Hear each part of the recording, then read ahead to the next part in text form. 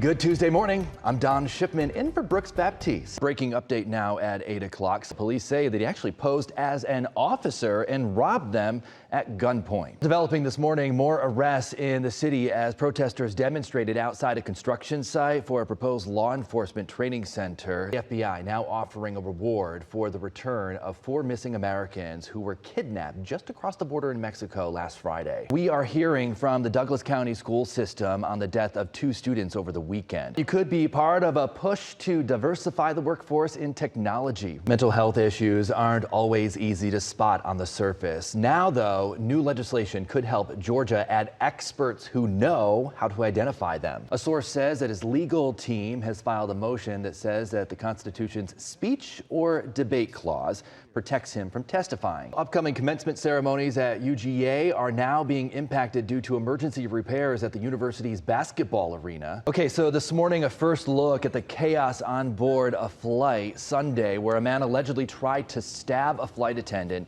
and open an emergency door. This all happening mid-air. Breaking update now at 8 o'clock. Some good news at this hour.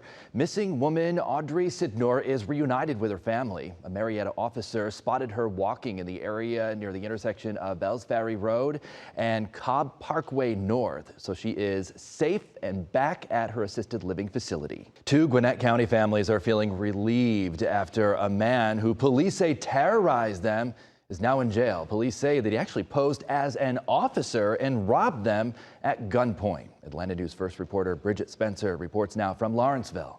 All right, Bridget, thank you. Atlanta News First has you covered when news happens near you. We invite you to download the free app to stay up to date. Well, developing this morning, more arrests in the city as protesters demonstrated outside a construction site for a proposed law enforcement training center dubbed Cop City. The Southern Poverty Law Center, known for its work on behalf of civil rights groups, says that police arrested one of its members during Monday's protest.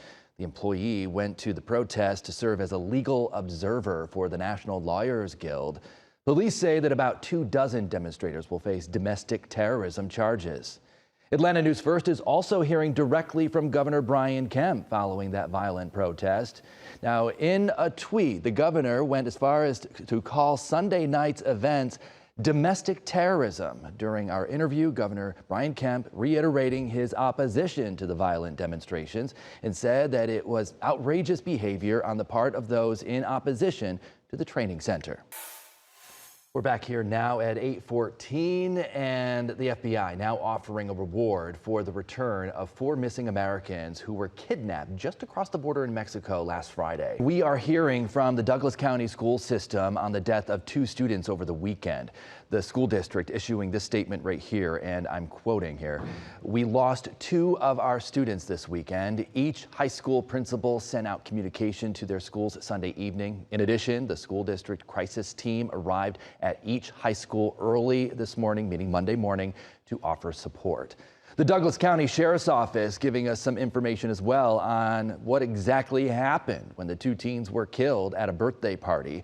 More than 100 teens were at that home in Douglasville when the shooting happened. And Atlanta News First spoke to one of the mothers of the victim. She says that she dropped off her 14-year-old daughter at the party, and then minutes later she got a call that her daughter had been shot and killed. Douglas County investigators say that the homeowner who hosted that party is not facing any charges because the incident happened up the road off her property. Investigators are asking for anyone who has any information about this incident to come forward. And of course, Atlanta News First has you covered when news happens near you. Download the free app. You can stay up to date on this developing story. Former Vice President Mike Pence is trying to get out of a subpoena to testify in front of a federal grand jury about January 6th. A source says that his legal team has filed a motion that says that the Constitution's speech or debate clause protects him from testifying.